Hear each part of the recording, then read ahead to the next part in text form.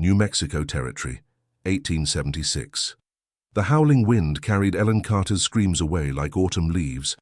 White surrounded her, a prison of ice and snow that had appeared from nowhere, swallowing the path back to Cimarron settlement.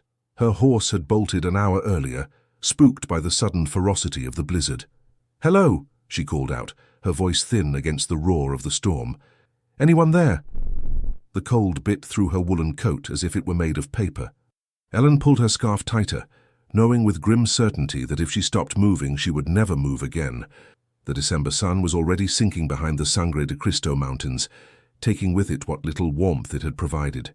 She stumbled forward, one foot after another, counting each step as a small victory. 27. 28. The numbers blurred together as her mind grew foggy. Her fingers had long since lost feeling, and her cheeks burned with frost. "Keep walking," she muttered to herself. "Just keep walking." Ellen had come to New Mexico 6 months ago after her father died, leaving her with nothing but debts and heartache in Boston. Her Uncle Jacob owned the general store in Cimarron and had offered her a place to stay, a chance to rebuild. She'd been delivering supplies to the McClintock farm when the blizzard descended. 35. 36. A shadow emerged from the whirling white, tall and broad-shouldered. At first Ellen thought her mind was playing tricks. Then the shadow moved closer, becoming solid and real. A man. Relief and terror warred within her. In these mountains, a stranger could mean salvation or death. As the figure approached, Ellen gripped the small knife hidden in her coat pocket, the one Uncle Jacob had insisted she carry. The man's features came into focus: copper skin, high cheekbones, and eyes as dark as midnight. His black hair hung in 2 long braids beneath a fur-lined hat. An Apache. Ellen's grip tightened on the knife. Stories of Apache raids had been part of fireside conversations since she'd arrived, but those tales contradicted Uncle Jacob's quiet insistence that most troubles with the native tribes stemmed from broken promises and stolen land. The man stopped several paces away and raised his hands, palms forward. "You will die in this cold," he said, his English clear despite a distinct accent. "My shelter is nearby." Ellen's frozen fingers fumbled with the knife, pulling it free. "Stay back," she warned, her voice trembling more from cold than courage. The man remained still, snowflakes gathering on his shoulders. "I am Hotha. I have seen you in town, at the store." A flicker of recognition sparked in Ellen's mind. She had seen him too, trading pelts and herbs with Uncle Jacob, one of the few Apache who still came to town, despite the growing tensions.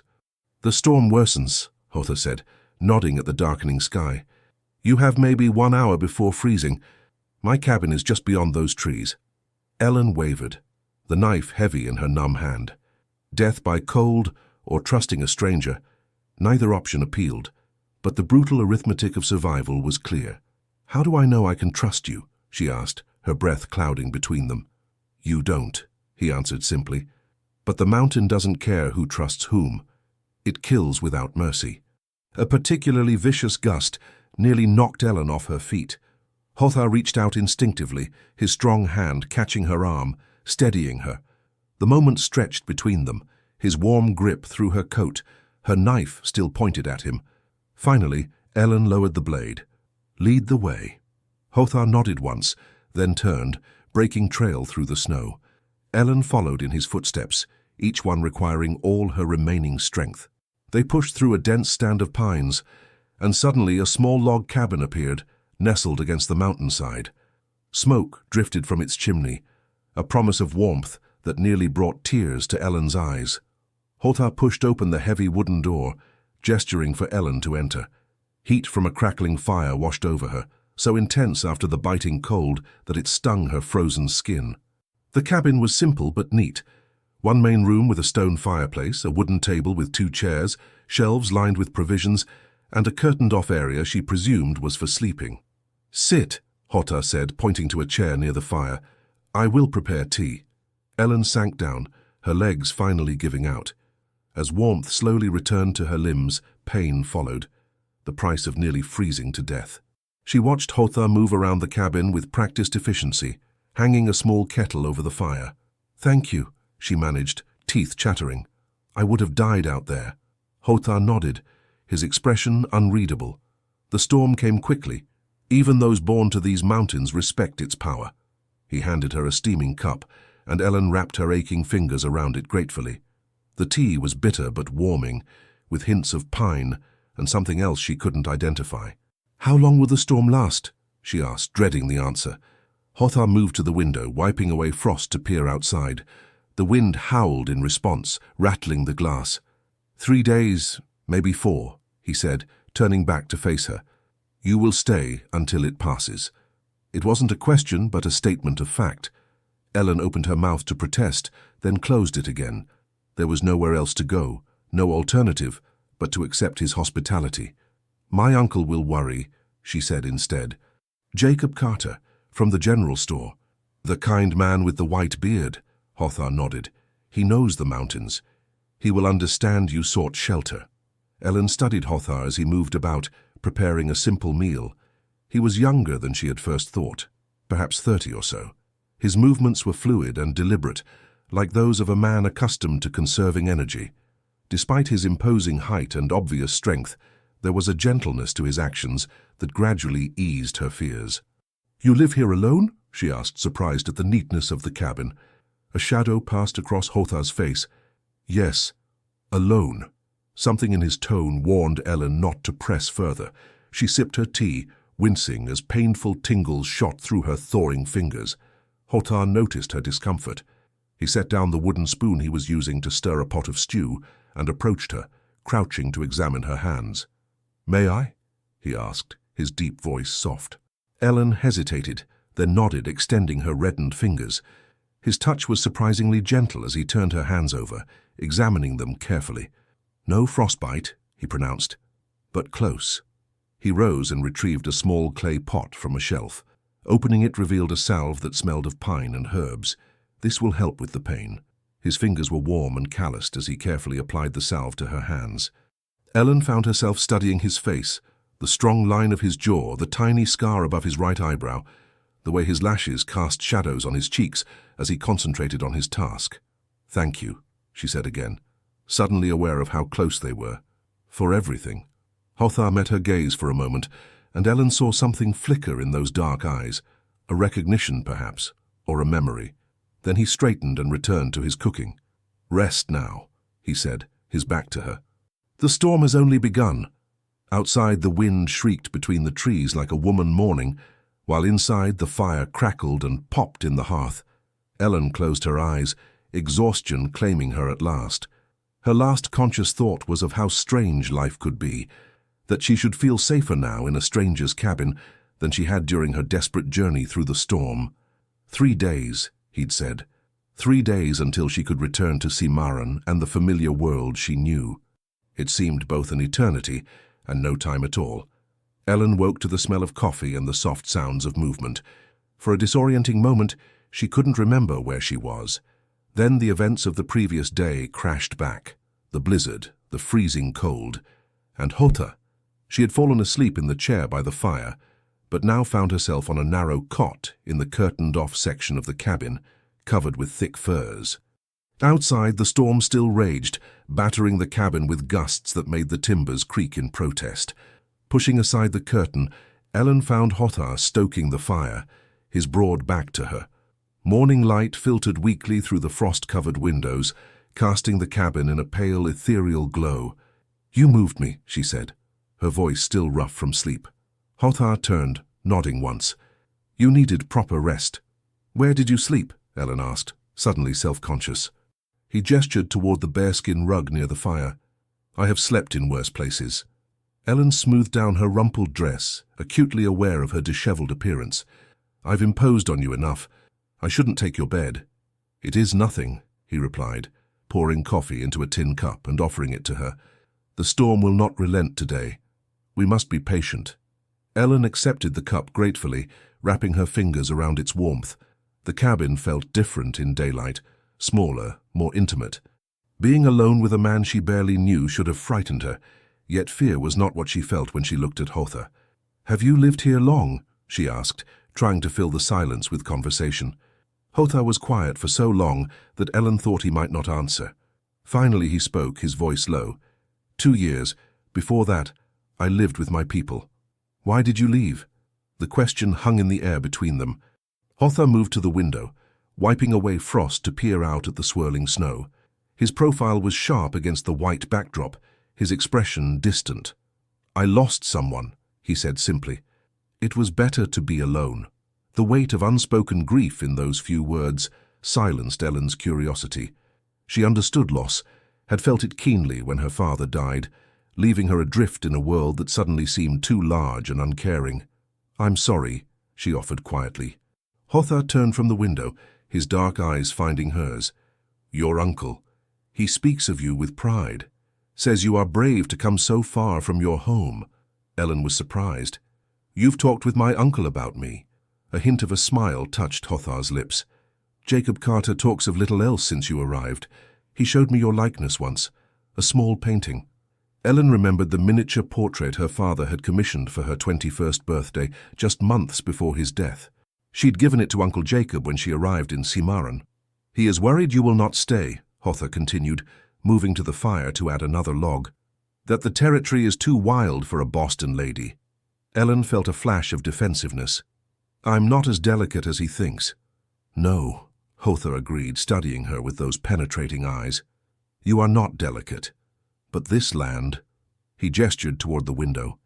It takes more than strength to survive here. It takes understanding. What kind of understanding? That we do not conquer this place, we learn to live within it. Hotha's voice took on a different quality, almost like he was reciting something learned long ago. The mountains, the rivers, the storms, they were here before us, and will remain after we are gone. We must respect their power. Ellen considered his words, finding wisdom in them. In Boston, nature had been something tamed and contained, parks with trimmed hedges, gardens with orderly rows. Here in the territory it was vast and untamed, demanding respect rather than submission. Is that what your people believe? She asked. Hotha nodded. The land speaks, if you learn to listen. A comfortable silence fell between them. Ellen sipped her coffee, watching Hotha prepare a simple breakfast of cornmeal mush with dried berries. His movements were economical, yet graceful, each action purposeful. May I help? She asked, setting down her empty cup. Hotha seemed surprised by the offer, but nodded toward a small sack of beans on the shelf. These need sorting for tonight's meal. Ellen retrieved the sack and sat at the table, pouring the beans onto its wooden surface. As she separated the good from the bad, she found herself sneaking glances at Hotha. In town he had always seemed remote and unapproachable, but here in his home there was a quiet dignity to him that she found compelling. You said you've seen me in town, Ellen ventured. I've noticed you too at the store. Hotha paused in his cooking, the wooden spoon suspended over the pot. Few of my people still come to the settlements. There is distrust. But you still trade with my uncle. Jacob Carter is a fair man, Hotha said. He sees people, not just their skin. Ellen nodded, thinking of her uncle's kindness toward everyone who entered his store, regardless of their origin. It was one of the reasons she had agreed to come west. His letters had spoken of a place where a person might be judged by their character rather than their circumstances. Not everyone shares his view, Hotha continued, a hint of bitterness entering his voice. The new soldiers at the fort, they see enemies everywhere. The 9th Cavalry, Ellen said, recalling the Buffalo soldiers who had arrived at nearby Fort Union 3 months ago. Their presence had increased tensions in the area, with more patrols pushing into territories previously left to the native tribes. They follow orders, Hotha said with a shrug that suggested resignation rather than acceptance. But orders change with the wind, while people remain. As they ate breakfast, Ellen found herself relaxing in Hotha's presence. The forced intimacy of their situation might have been awkward, but there was something about him, a quiet self-assurance perhaps, that put her at ease. The day passed slowly. Ellen helped Hotha with small tasks around the cabin, mending a torn shirt, organizing his modest collection of books, which surprised her, and preparing food. Outside, the storm showed no sign of abating, snow piling higher against the windows until only the upper portions let in light. As evening approached, Hotha lit the oil lamps, casting the cabin in a warm golden glow. The wind had died down somewhat, though snow still fell heavily. Ellen stood at the window, watching the white flakes dance in the lamplight that spilled outside. "It's beautiful in its way," she said softly. "Dangerous, but beautiful." Hotha moved to stand beside her, so close that Ellen could feel the warmth radiating from him. "Like many things worth knowing," he replied, his voice low. Ellen turned to look at him, struck by the intensity in his gaze. Something passed between them, a current of understanding perhaps, or something deeper that she wasn't ready to name. The moment broke when Hotha stepped away, moving to the fire to stir the bean stew that had been simmering all afternoon. "You have questions," he said without looking at her. "I see them in your eyes." Ellen hesitated. There were indeed questions she wanted to ask, about his life, about the loss he'd mentioned, about why a man who clearly valued his people's company would choose solitude, but she feared crossing a boundary, intruding on private grief. "The photograph," she said instead, nodding toward a small framed image she'd noticed on a shelf. "I was wondering about it." Hotha's shoulders tensed almost imperceptibly. For a long moment, he was silent, and Ellen feared she'd overstepped despite her caution. "Sandra," he finally said, the name emerging like something precious and painful. "My wife." Ellen's surprise must have shown on her face, for when Hotha turned, a sad smile touched his lips. "You did not expect an Apache to have a white wife." "No, Ellen faltered. "I'm sorry. I didn't mean to pry." Hotha shook his head slightly. "It is not a secret, only a sorrow." He moved to the shelf and retrieved the photograph, looking at it for a long moment before handing it to Ellen. The image showed a young woman with light hair and a serious expression, dressed in the simple style of a frontier wife. She wasn't conventionally beautiful, but there was character in her face, determination in the set of her jaw, intelligence in her eyes. "She was a missionary's daughter," Hotha explained quietly. "Her father came to save my people. Instead, Sandra learned our ways, our language. She saw beyond what others saw." Ellen handed the photograph back carefully. "She sounds remarkable." "She was," Hotha agreed, returning the image to its place on the shelf. "We had 2 years together before—" His voice trailed off, the unfinished sentence hanging between them. "Before you lost her," Ellen supplied gently. Hotha nodded, turning back to the fire. "She was carrying our child. There were complications. Neither survived." The simple statement held such profound grief that Ellen felt her own eyes sting with tears. "I'm so sorry, Hotha." "The women of my tribe say that time heals all wounds," he said, stirring the stew with mechanical precision. "But some wounds change us forever." Ellen moved closer, drawn by his pain. "Is that why you left your people? Because of the memories?" "Partly," Hotha admitted, "and partly because I was no longer welcome in either world. To many whites, I was still a savage who had stolen one of their women. To some of my tribe, I had betrayed our ways by loving outside our people." A bitter smile crossed his face. "The few who accepted us were not enough against the many who did not. So you came here," Ellen said, understanding dawning, "where you could be neither white nor Apache, just yourself." Hotha looked at her with surprise, as if she'd articulated something he'd felt but never expressed. "Yes," he said simply. Ellen's heart ached for him. To lose not only his wife and child, but also his place in the world, it seemed an unbearable burden.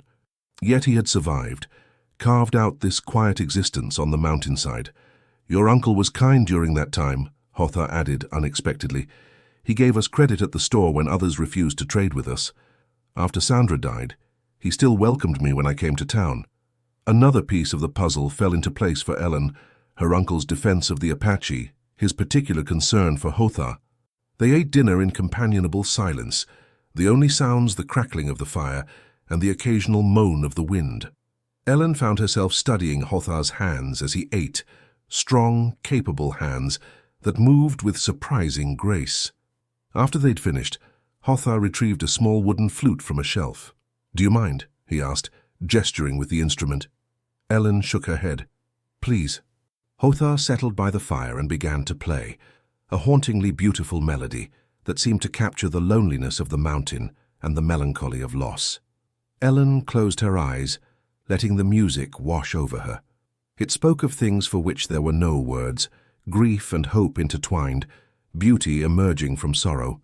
When the last note faded, Ellen opened her eyes to find Hotha watching her, an unreadable expression on his face. "That was beautiful," she said softly. "What is it called?" "The Snowbird's Lament," he replied. "It is an old song of my people." "It sounds like longing," Ellen observed. Hotha nodded slowly. "All good music speaks what cannot be said." The intimacy of the moment made Ellen's heart beat faster. There was something growing between them, something unexpected and potentially dangerous. She stood abruptly, needing distance. "I should sleep," she said, moving toward the curtained-off area. "Thank you for sharing your story with me." Hotha remained by the fire, the flute resting in his hands. "Rest well, Ellen Carter." It was the first time he had used her full name, and something about the way he said it, with respect, perhaps even tenderness, followed her into dreams of snowbound mountains and music that spoke of longing. The third day of the storm brought a different kind of tension. The howling wind had diminished to occasional gusts, and the constant fall of snow had slowed to intermittent flurries. Soon, Ellen knew, she would have to leave this strange sanctuary and return to Cimarron. The thought should have brought relief. Instead, it filled her with a curious reluctance that she was not yet ready to examine. Hotha had gone out at first light, checking his traps and bringing in more firewood. Ellen busied herself with cleaning the cabin, finding comfort in the familiar routine of domestic tasks. She swept the plank floors, washed the previous night's dishes, and organized the shelves that had become disarranged during their 3 days together. When Hotha returned, stomping snow from his boots at the threshold, Ellen felt a flutter in her stomach at the sight of him. His cheeks were reddened from the cold, snowflakes melting in his dark hair. "The path to town will be passable tomorrow," he announced, setting down an armful of firewood. "The storm is moving east." "Oh," Ellen said, surprised by her own disappointment. "That's good news." Hotha studied her for a moment, his expression thoughtful. "You do not sound pleased." Ellen turned away, fussing unnecessarily with the cups on the shelf. "Of course I am. My uncle must be worried sick." "Yes," Hotha agreed, though something in his tone suggested he'd caught her ambivalence. "He will be relieved to see you safe." They moved around each other in the small cabin, suddenly awkward after days of growing comfort in each other's presence. Ellen found herself acutely aware of every time they passed close to one another, the brush of his sleeve against hers as he reached for the coffee pot, the warmth of his breath when he leaned over to check the stew she was stirring. By midday, the clouds had begun to break, allowing weak sunshine to sparkle across the snow-covered landscape. Hotha suggested they step outside briefly to check conditions and get fresh air. Ellen bundled up in her coat and borrowed a pair of Hotha's fur-lined moccasins, her own boots still damp from her ordeal. Stepping through the door, she gasped at the transformation of the world. Every tree, every rock was draped in pristine white, glittering in the sunlight like a kingdom of crystal. "It's magnificent," she breathed, her words forming clouds in the cold air. Hotha stood beside her, surveying the scene with the practiced eye of someone who read the land like a book. "The beauty hides danger," he commented. "The snow is deep. Traveling will be difficult." Ellen took a few experimental steps, finding the snow reached nearly to her knees. "Will we need snowshoes to reach town?" "We?" Hotha questioned, turning to look at her. Ellen flushed. "I meant, you'll guide me back, won't you?"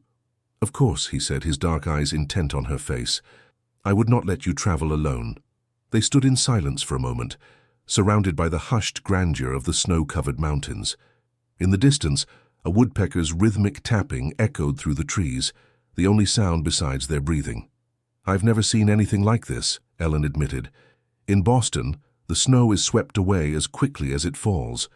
It never has a chance to transform everything this way." "The mountain keeps its secrets," Hotha replied. "Most people never see this. The world made new after the storm." There was something in his voice, a hint of pride, perhaps, at sharing this hidden beauty with her. Ellen glanced at him and found him watching her, his expression softer than she'd ever seen it. The moment stretched between them, taut with unspoken feelings. Then Hotha cleared his throat and gestured toward a stand of pines. "I must check one more trap before nightfall. Would you like to come?" Ellen nodded, oddly pleased by the invitation. They set off through the deep snow, Hotha breaking trail, while Ellen followed in his footsteps. The exertion warmed her despite the cold air, and she found herself enjoying the crunch of snow beneath her feet, the crisp scent of pine, and the occasional drift of powder that fell from branches as they passed. "How did you learn to survive out here?" she asked as they made their way through the trees. "My father taught me," Hotha replied without looking back, "and the mountain taught me what my father could not." "What do you mean?" Hotha paused, turning to face her. "My father taught me skills. How to track, how to hunt, how to read the weather. But the mountain taught me patience, humility." A small smile touched his lips. "And stubbornness." Ellen laughed, the sound bright in the winter stillness. "Stubbornness? To survive here you must be more stubborn than the mountain," Hotha explained, his eyes crinkling at the corners. "It tries to kill you with cold, with storms, with loneliness. You must refuse to die." The simple philosophy struck Ellen as profound. Wasn't that what she herself was doing in coming west after her father's death, refusing to surrender to grief and financial ruin? "I think I understand," she said softly. Hotha's trap was empty, but he seemed unsurprised. "The animals sense the storm before it comes," he explained as he reset the mechanism. "They find shelter and stay hidden." On their walk back to the cabin, Ellen found herself wanting to prolong their time together. She deliberately slowed her pace, asking questions about the different trees they passed, the tracks in the snow, anything to keep the conversation flowing. As the short winter day began to fade, they returned to the cabin. The interior felt even more welcoming after their excursion, the fire's warmth embracing them as they shed their snow-dusted outer garments. Ellen helped Hotha prepare their evening meal, rabbit stew with the last of the beans and some dried corn. They worked together with the easy coordination of people who had quickly learned each other's rhythms, passing ingredients and utensils without needing to ask. As they ate, Ellen found herself memorizing details of Hotha's face, the tiny lines at the corners of his eyes, the way his expression softened when he smiled, the strong column of his throat as he swallowed. Tomorrow she would leave, and these quiet moments would become just memories. "You are troubled," Hotha observed, setting down his spoon. "Your thoughts are elsewhere." Ellen shook her head. "Not elsewhere. Just tomorrow." Understanding dawned in Hotha's eyes. "You are concerned about the journey." "No," Ellen said, then corrected herself. "Well, yes, but that's not what I was thinking about." "What then?" Ellen hesitated, unsure how to express the confusion of emotions swirling within her. "I was thinking about how strange these 3 days have been. When I first saw you in the storm, I was terrified." "And now?" Hotha asked, his voice low. "Now I'm not sure what I feel," Ellen admitted, unable to meet his gaze. "It's all happened so quickly." Hotha was silent for a long moment. When Ellen finally looked up, she found him watching her with an intensity that made her breath catch. "Some things cannot be measured in days," he said finally. "The mountain does not count time as we do. Neither does the heart." The implication of his words hung in the air between them. Ellen felt a flush rising to her cheeks, her heartbeat quickening. "Hotha, You do not need to say anything," he interrupted gently. "I have spoken too freely." "No," Ellen said quickly, reaching across the table to touch his hand. "That's not it at all. I'm just confused." Hotha turned his hand beneath hers, their palms meeting. His skin was warm and calloused, his touch sending a current up her arm. "What confuses you?" he asked.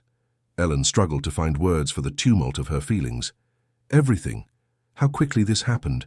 What people would think. What it means." "What do you think it means?"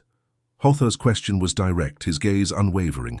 Ellen took a deep breath, gathering her courage. "I think it means that sometimes we find connection where we least expect it, that perhaps the storm brought me here for a reason." A smile, genuine and warm, transformed Hotha's usually solemn face. "My people believe that nothing happens without purpose. Not the flight of an eagle, not the fall of snow, not the meeting of two souls." His words resonated within Ellen, articulating what she had felt but couldn't express. There was a rightness to their meeting, despite all the reasons it should have been wrong. "What happens tomorrow?" she asked softly. "When we return to a world that doesn't understand this?" Hotha's smile faded, replaced by a more serious expression. "That is for you to decide, Ellen Carter. I know what I feel, but I will not ask you to choose a path that brings you pain." His honesty moved her deeply. "In Boston, Men had courted her with flowery words and calculated gestures. None had spoken to her with such straightforward sincerity. "I need time," she said finally, "to think, to understand what this is." Hotha nodded, squeezing her hand gently before releasing it. Time is something the mountain has in abundance. They finished their meal in contemplative silence, each lost in their own thoughts. As Ellen helped clear away the dishes, their hands brushed repeatedly, each touch sending a small thrill through her. Later, as the fire burned low and the time for sleep approached, Ellen found herself reluctant to retreat behind the curtain to the cot. These quiet hours in Hotha's presence had become precious to her. "Will you play your flute again?" she asked, settling into the chair by the fire. "Just one song before sleep." Hotha retrieved the instrument, his expression softening as he looked at her. "One song," he agreed. This time the melody he played was different from the melancholy tune of the previous night. It began softly, hesitantly, like the first tentative steps into unknown territory. Then it grew in confidence, weaving a pattern that spoke of discovery, of joy found in unexpected places.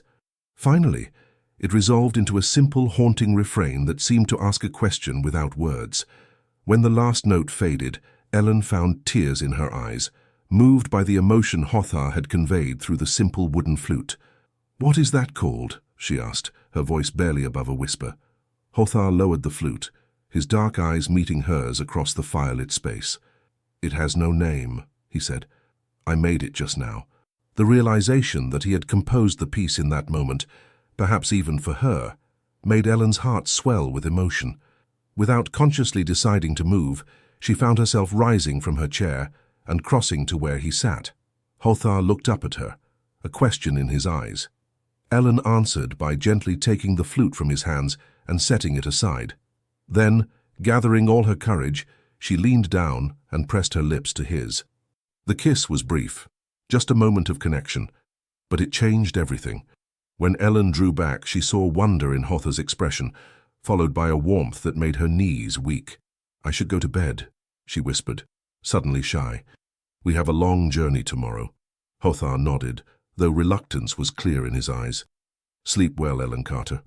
As Ellen slipped behind the curtain to her cot, her lips still tingling from their kiss, she knew with sudden clarity that regardless of what happened when they returned to Cimarron, nothing would ever be quite the same again. Morning arrived with dazzling brightness, sunlight reflecting off the snow-covered landscape with almost painful intensity. Ellen woke early, her mind already racing with thoughts of the journey ahead. Not just the physical return to Cimarron, but the more complex journey her heart had begun. Hotha was already up, preparing a simple breakfast of cornmeal porridge and coffee. He greeted her with quiet dignity, though his eyes held a warmth that made Ellen's pulse quicken. "The day promises good travel," he said, nodding toward the clear blue sky visible through the window. "We should reach town by midday if we start soon." Ellen nodded, trying to ignore the sinking feeling in her stomach. Their time in this sheltered world was ending, and reality waited beyond the snow-covered pines. What had seemed possible in the intimacy of the cabin might wither in the harsh light of public scrutiny. They ate quickly, neither mentioning the kiss they had shared the night before. When it was time to leave, Ellen took one last look around the cabin that had been her refuge.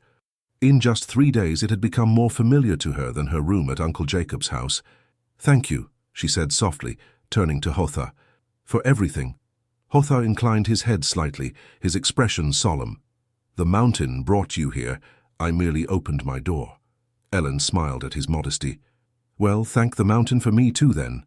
A brief smile touched Hotha's lips. "Come, the day grows no younger." The journey to Cimarron was slow but steady. Hotha had fashioned a simple pair of snowshoes for Ellen from saplings and rawhide, rough but serviceable, which allowed her to walk atop the deep snow rather than plunging through it with each step.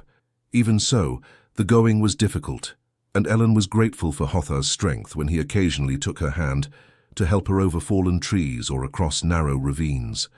They spoke little as they traveled, conserving energy for the challenging trek.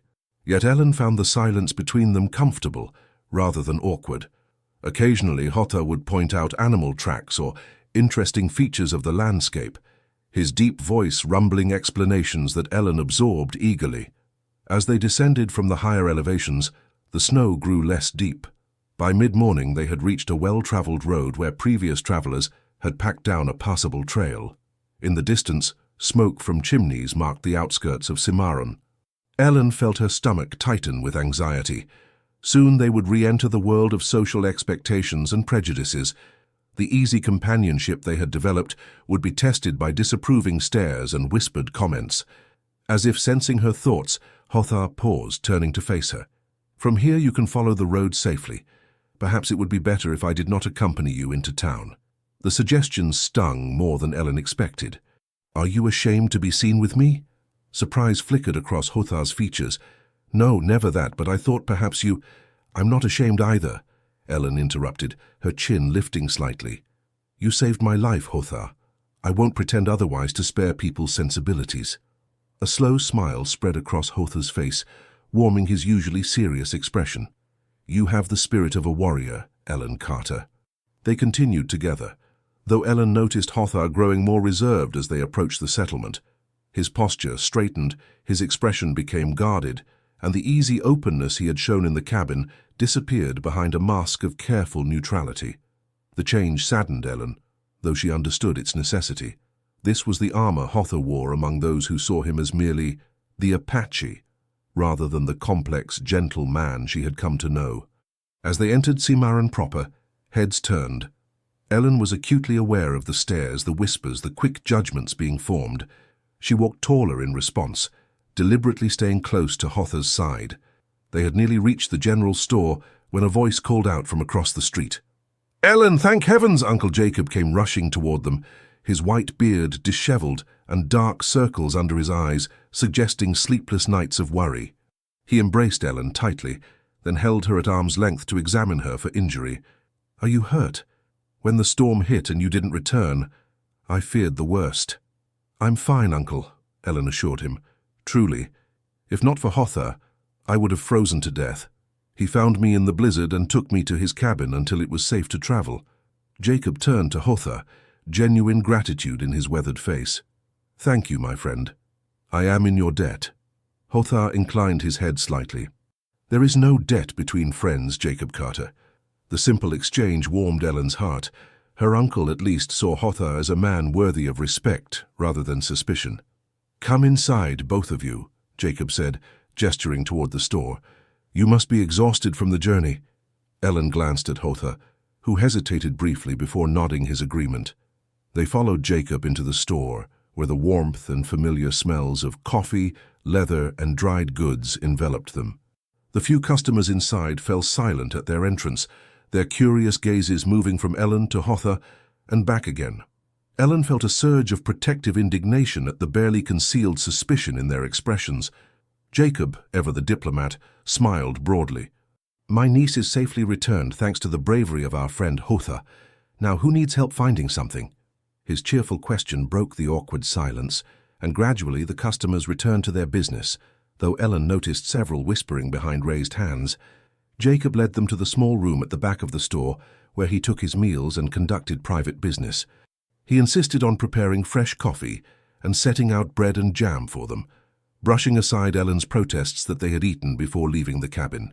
As they sat around the small table, Jacob peppered them with questions about the storm and their journey.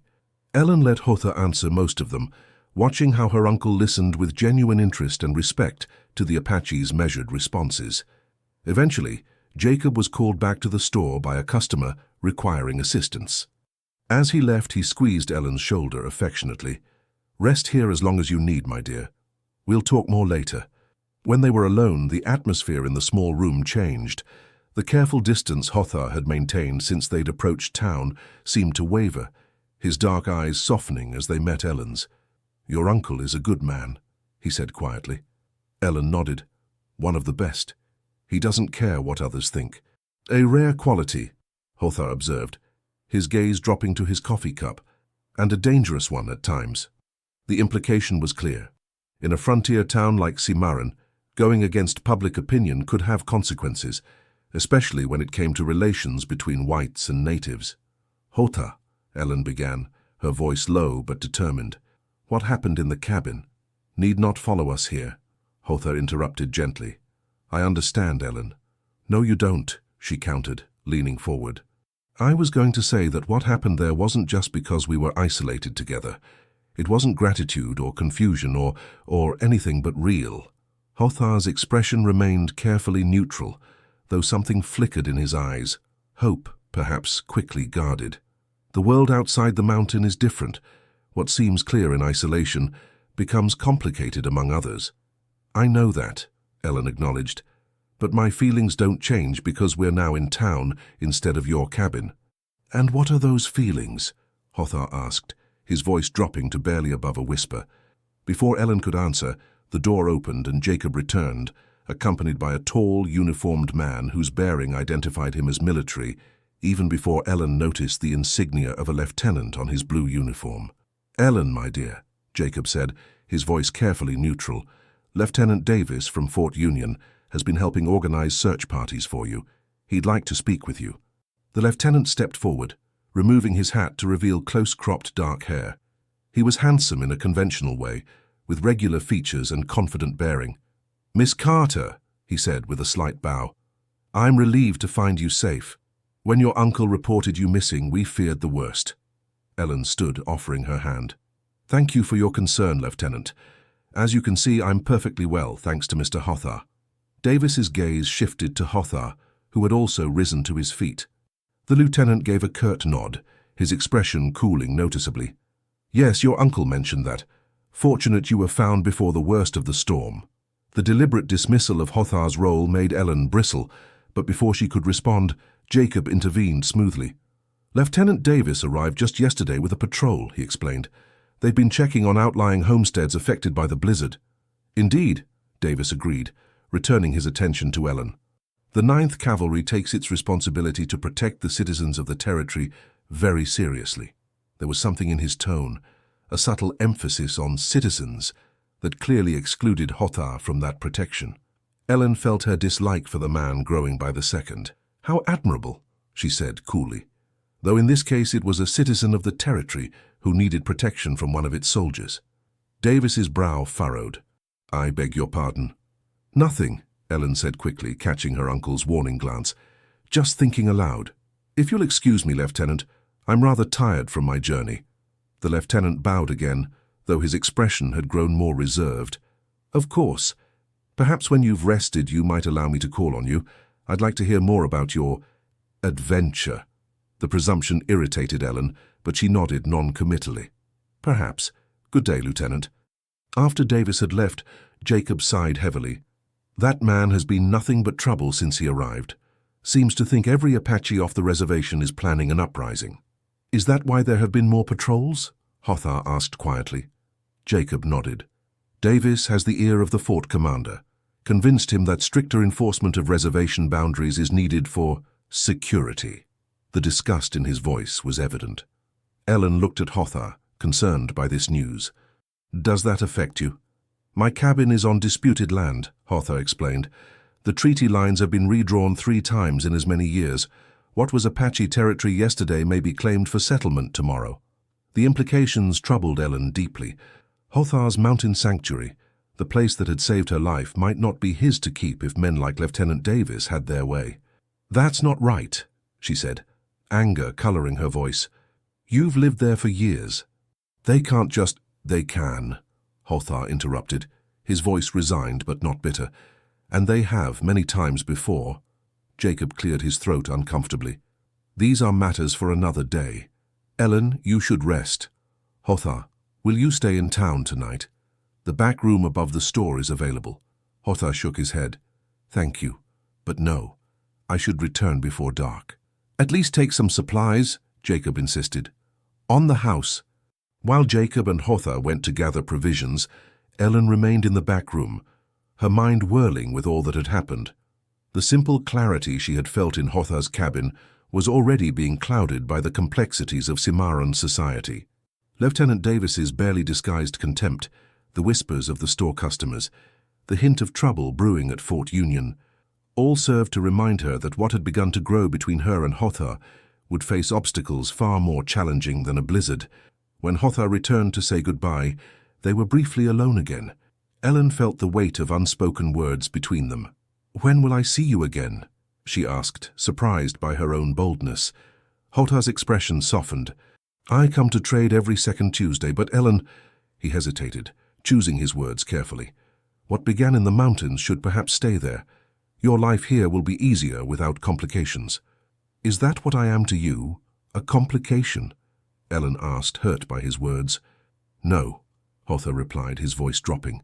You are unexpected, like spring flowers after the hardest winter. But I have seen what happens when two worlds try to meet. The cost is high. Ellen stepped closer, lowering her voice. Sandra wouldn't want you to be alone forever. Hotha's eyes widened slightly at the mention of his late wife's name. No, he agreed after a moment, she would not. But she would also not want more suffering. Not all stories end in suffering, Hotha. A sad smile touched his lips. Few end any other way when they begin like ours. Before Ellen could respond, Jacob returned. Hotha thanked him for the supplies, promised to visit soon, and with one last lingering look at Ellen departed. The following days were difficult for Ellen. She returned to her duties at the store, answering the many questions about her ordeal with carefully edited versions of the truth. Yes, the Apache had found her in the storm. Yes, he had been a perfect gentleman. No, she had never felt threatened. What she didn't share were the quiet conversations by firelight, the music of Hotha's flute, the kiss they had shared, or the growing certainty in her heart that she had found something precious and rare in that mountain cabin. Lieutenant Davis called twice, as promised. Ellen received him politely but coolly, making it clear through her reserve that his attentions were unwelcome. This didn't deter him. In fact, it seemed to increase his determination to win her favor. A woman who has braved the wilderness has spirit, he told her during his second visit. I admire that in a potential wife. Ellen nearly choked on her tea. I beg your pardon, Lieutenant, but I don't recall any discussion of marriage. Davis smiled confidently. Not yet, perhaps, but I'm not a man who hesitates once he knows what he wants. The presumption infuriated Ellen, but she maintained her composure. Then we are very different people, Lieutenant, for I am someone who considers her choices very carefully indeed. As the appointed Tuesday for Hotha's trading visit approached, Ellen found herself growing increasingly anxious. What if he had decided not to come? What if his warnings about complications had been his way of letting her down gently? When Hotha finally appeared at the store, Ellen's heart leapt at the sight of him. He looked the same, tall and dignified in his practical frontier clothing, his long hair tied back neatly, yet somehow different outside the intimate setting of his cabin. Their greeting was formal, almost awkward, with Jacob and several customers watching curiously. Hotha conducted his business efficiently, trading pelts and herbs for coffee, ammunition, and other supplies. As he was preparing to leave, Ellen impulsively grabbed her shawl. I'll walk with you to the edge of town, she announced, ignoring her uncle's raised eyebrows. Outside, away from prying eyes, Ellen felt some of the tension between them ease. They walked in silence for a few minutes, before Hotha spoke. You look well, he said simply. I've been thinking about you, Ellen replied, deciding that directness was the best approach. About us. Hotha slowed his pace, glancing at her. There is no us, Ellen. Not in this world. There could be, she insisted. If we were brave enough. Hotha stopped walking entirely, turning to face her. His expression was troubled. It is not about bravery. The lieutenant who has been calling on you— You know about that, Ellen interrupted, surprised. Cimarron is a small town, Hotha said with a slight shrug. People talk. Davis means nothing to me, Ellen assured him. Less than nothing. But he is what others expect for you, Hotha pointed out. A respected officer, a man of position. I don't care what others expect, Ellen said firmly. I care about what I want, who I want. The naked honesty in her voice seemed to affect Hotha deeply. His carefully maintained reserve cracked, and for a moment, Ellen saw the same warmth that had enveloped her in his cabin. Ellen, he said softly, the path you speak of is harder than you know. I'm not afraid of hard paths, she countered. I've never taken the easy road in my life. Coming west after my father died wasn't easy. Starting over wasn't easy. Why should finding love be any different? The word love hung between them, changing the texture of their conversation. Hotha's expression softened further, his dark eyes intent on her face. Is that what this is? He asked. his voice barely above a whisper. Love? Ellen took a deep breath, gathering her courage. I think it could be, if we let it grow. For a long moment, Hotha simply looked at her, something like wonder in his gaze. Then slowly he reached out and brushed a strand of hair from her face, his touch feather-light. You are braver than I, he admitted quietly. Then let me be brave for both of us, Ellen said, stepping closer. Visit me, properly. Let people see that we're not ashamed. Hotha's hand fell away as he glanced toward the town. It would make things difficult for you. I don't care, Ellen insisted. I've spent my whole life doing what's expected, being proper, following rules. And where did it get me? My father died in debt despite all his propriety. I came west because I had nowhere else to go. She reached for his hand, holding it firmly in her own. For once, I want to choose my own path. The conflict in Hotha's expression was clear. Desire warring with caution, hope with hard-earned cynicism. Finally, he nodded once, a decisive gesture that made Ellen's heart soar. Next Tuesday, he said. I will come for dinner, if your uncle permits it. He will, Ellen assured him, confident in Jacob's open-mindedness. They parted with no more than that simple agreement, yet Ellen felt as though something monumental had shifted between them. The promise of next Tuesday carried with it possibilities she could scarcely articulate, but felt deeply in her soul. The week passed slowly. Ellen found herself distracted during her work at the store, her thoughts constantly returning to Hotha, the quiet strength in his hands, the sorrow and wisdom in his eyes, the gentle way he had cared for her during the storm. When she approached her uncle about inviting Hotha for dinner, Jacob studied her face carefully before responding. You care for him, he said. It wasn't a question. Ellen nodded, not bothering to deny what must have been obvious to someone who knew her as well as Jacob did. Her uncle sighed, running a hand through his beard. I suspected as much when you returned. There was something in the way you looked at each other. He was quiet for a moment before continuing. You know the difficulties this will bring? Yes, Ellen said simply. Jacob nodded slowly. Your father entrusted you to my care, Ellen. But you're a grown woman, capable of making your own choices. If Hotha is your choice, I won't stand in your way. Ellen embraced him, her eyes stinging with grateful tears. Thank you, Uncle. Don't thank me yet, Jacob warned, though his tone was gentle. There will be those who won't understand, who will make things unpleasant.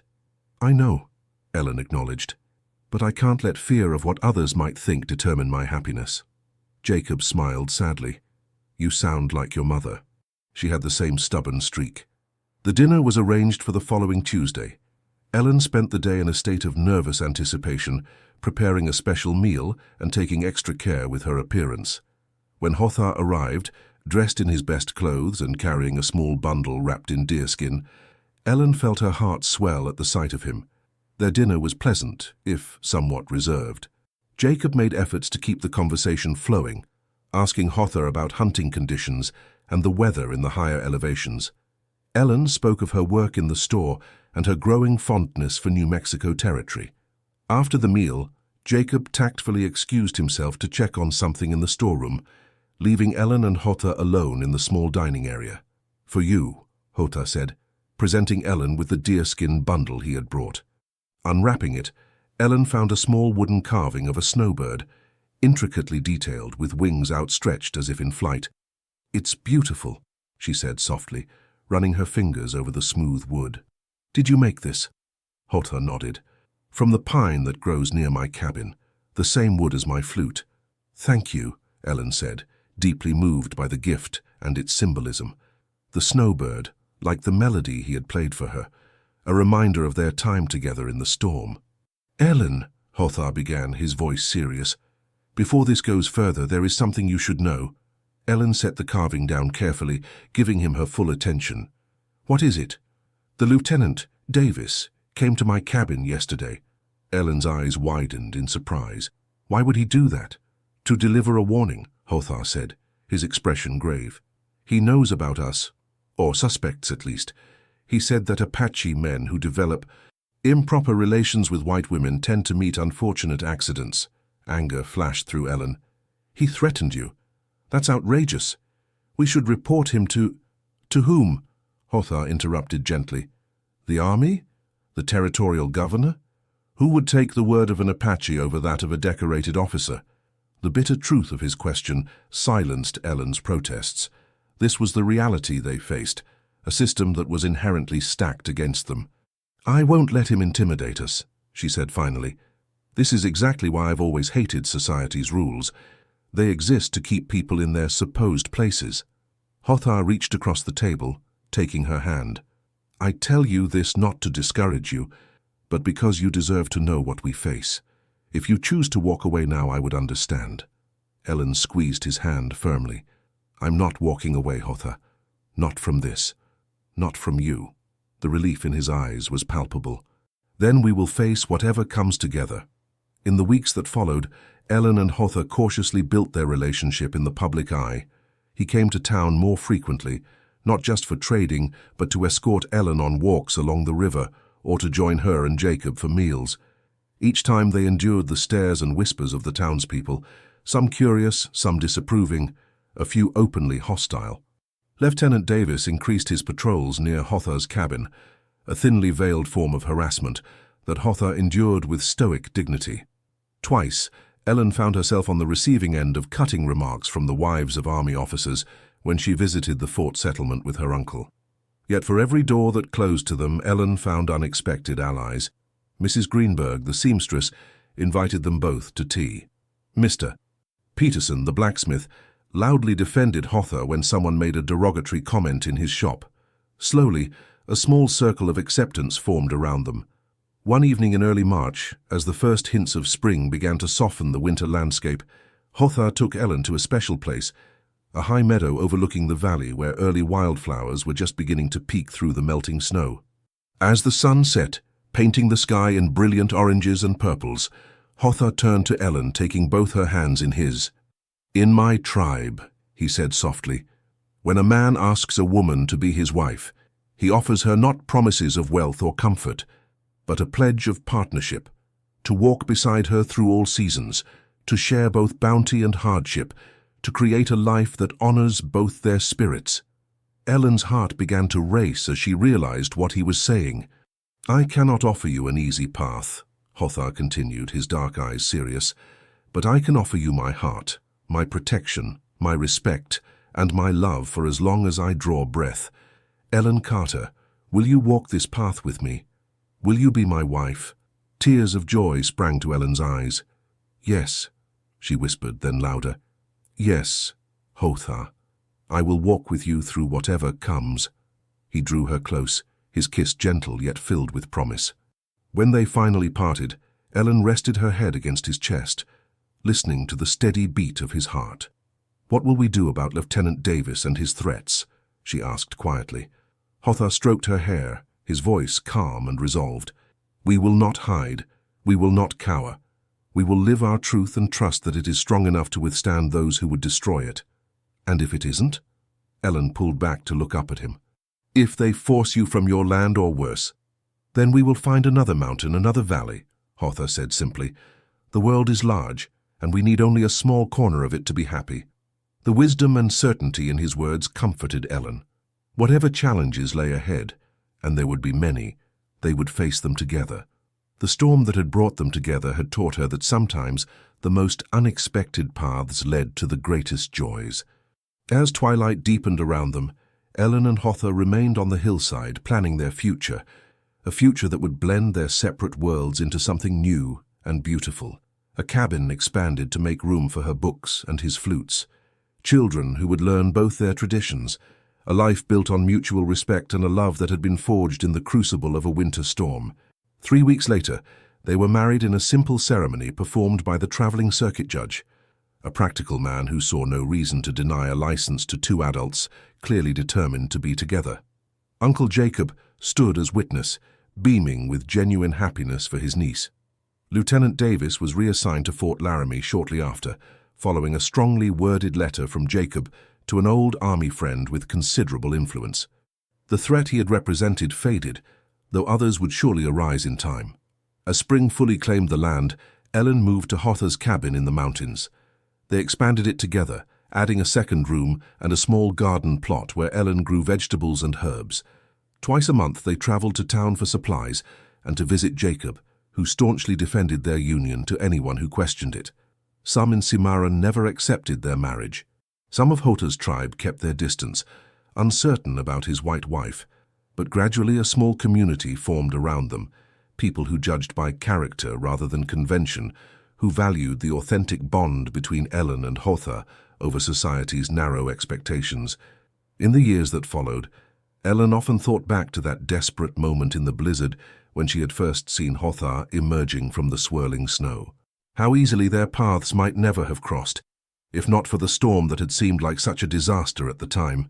"The mountain keeps its secrets," Hotha had told her once. Now she understood that sometimes those secrets were blessings in disguise, moments of providence disguised as calamity, love hidden within fear, and futures waiting to be discovered by those brave enough to follow unexpected trails through the snow. On the first anniversary of the day they met, Hotha took Ellen back to the spot where he had found her in the blizzard. The landscape was transformed, green and vibrant with summer life, bearing no resemblance to the white desolation of that winter day. "It's hard to believe this is the same place," Ellen commented, looking around at the wildflowers and swaying pines. Hotha smiled, taking her hand. "The land changes with the seasons, but remembers everything, just as we do." As they stood together under the vast New Mexico sky, Ellen knew with absolute certainty that she had found her true home, not in a place, but in the love they had built together, a love strong enough to weather any storm. 5 years later, the sound of childish laughter echoed through the expanded cabin as Ellen stirred a pot of venison stew. Through the window, she could see Hotha teaching their 4-year-old son, Thomas Jacob, how to identify animal tracks in the soft earth near the garden. The boy's dark hair gleamed in the afternoon sunlight as he crouched beside his father, pointing excitedly at something in the dirt. "Rabbit!" Thomas exclaimed, his voice carrying clearly to Ellen. "Yes," came Hotha's patient reply. "See how the back feet leave a different mark than the front? This tells us which way it was going." Ellen smiled, watching the gentle way Hotha guided their son's small hand to trace the tracks. Thomas had his father's eyes and copper skin, but the determined set of his jaw was all Ellen, a perfect blending of their bloodlines that seemed to surprise and delight the townspeople who had once predicted only trouble from their union. From the cradle beside the hearth came a soft cooing sound. Ellen moved to check on 6-month-old Sandra, named for the woman whose memory had once haunted Hotha, but now existed as an honored part of their shared history. The baby girl blinked up at Ellen with curious eyes, her tiny fists waving in the air. "Your papa and brother will be in soon," Ellen told her, gently stroking the infant's cheek. "And Uncle Jacob is coming for dinner." Life in their mountain home had settled into a rhythm that Ellen treasured. The cabin had grown with their family, now boasting 3 proper rooms plus a root cellar Hotha had dug into the hillside.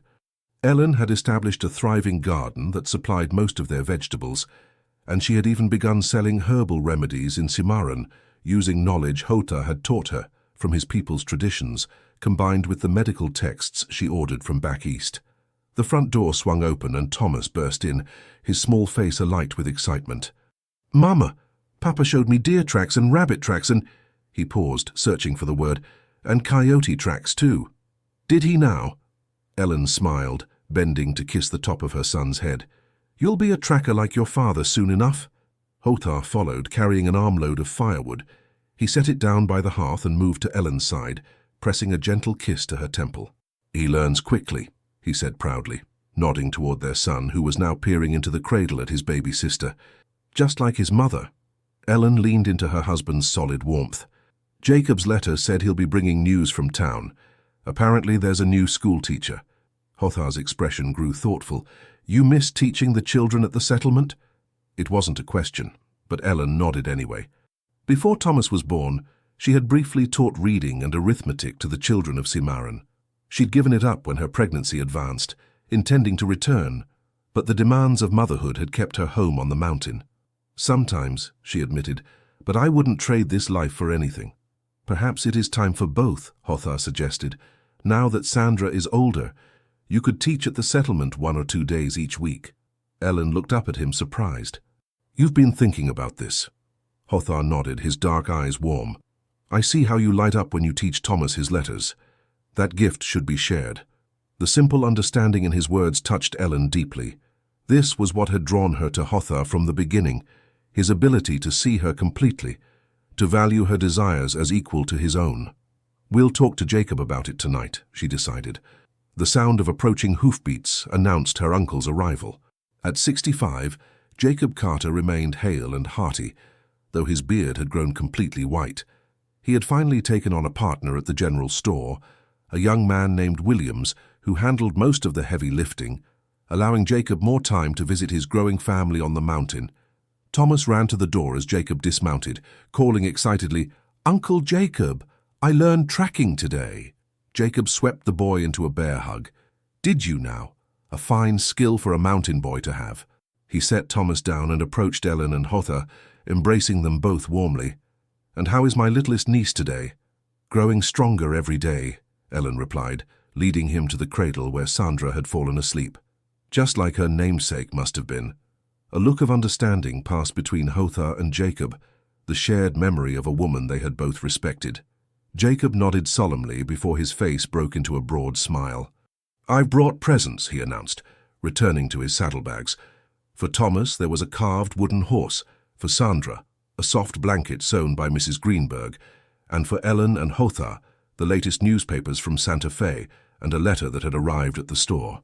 "It's from your cousin in Boston," Jacob explained as Ellen examined the envelope. "Seems news of your unusual family has reached all the way back east." Ellen opened the letter with curious fingers.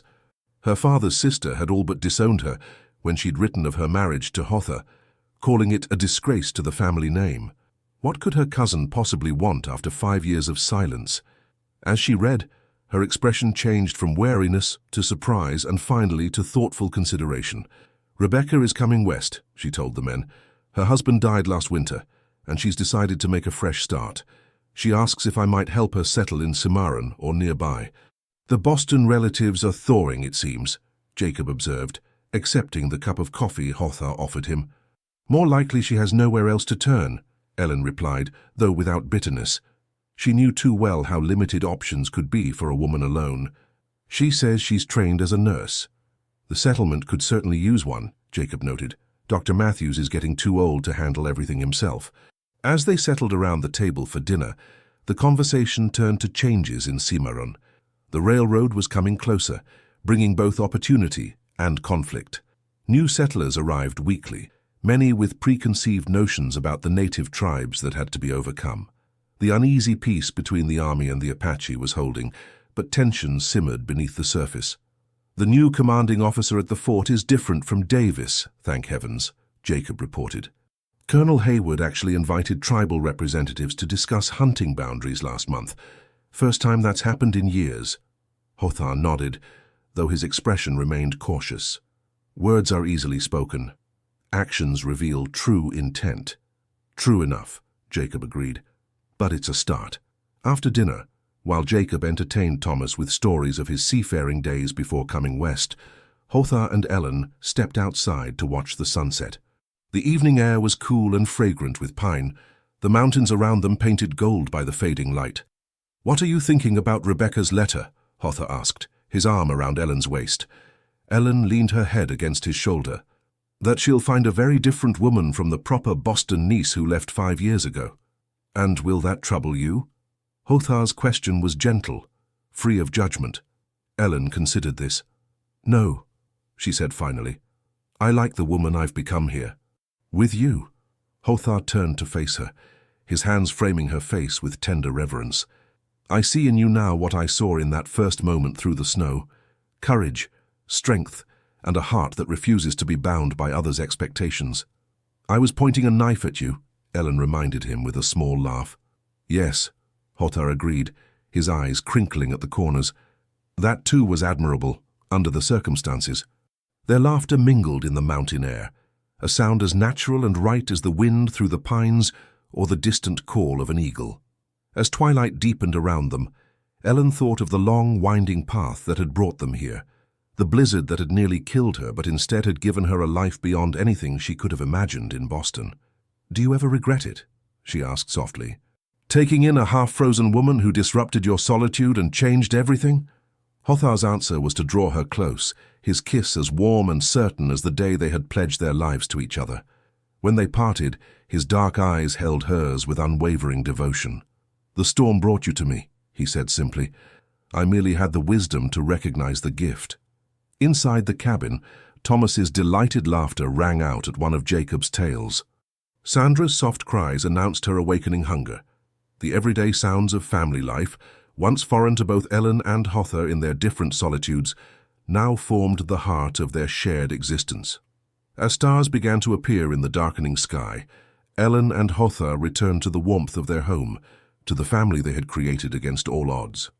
Tomorrow would bring its own challenges: Rebecca's arrival to prepare for, decisions about Ellen's return to teaching, the ever-present navigation of two cultures coming together. But tonight, in this moment, the journey that had begun in ice and fear had led to a place of profound warmth and belonging. Ellen caught Hotha's hand as they reached the door, stopping him briefly. "I love you," she said, the simple words carrying the weight of their shared history and the promise of all that was yet to come. Hotha's smile was like the sunrise after the longest night. "And you, Ellen Carter. Through all seasons, through all storms, until the mountains themselves turned to dust." Hand in hand, they stepped back into the light of their cabin, into the life they had built together. A testament to the truth Hotha had spoken in that desperate moment when Ellen had fled her feelings and he had pursued her through the snow. It was too late.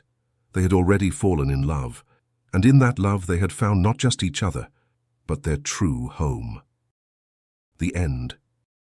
Dear listener, sometimes life brings storms that seem to swallow us whole, losses we didn't expect, loneliness we didn't choose, and crossroads we never imagined we'd have to face. Just like Ellen, who wandered through the snow, not knowing if she'd live to see another sunrise, we too have moments when the world feels cold, uncertain, and unkind. But let tonight's story be your reminder. Love can bloom after loss. Belonging can be built in the unlikeliest places. And healing?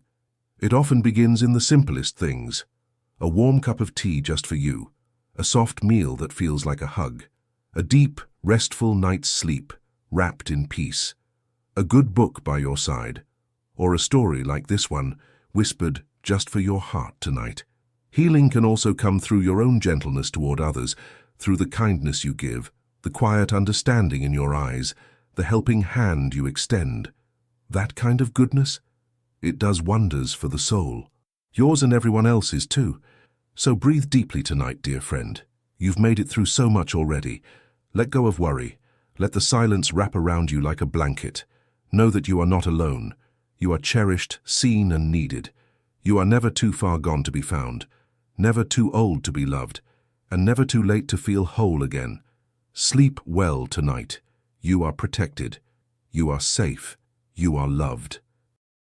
With all our gratitude, the Wild West Whispers team. Thank you so much for staying with us until the end. Your presence means the world to us, and every view, like, and comment gives us the strength to keep writing stories filled with love, redemption, courage, and the healing power of human connection. If this story warmed your heart even just a little, please consider supporting our channel. Like, comment, share, and subscribe. And don't forget, at the end of this video you'll see a suggestion for another one of our emotional tales. Click and let yourself be swept away once more. Thank you for being here. The Wild West Whispers team.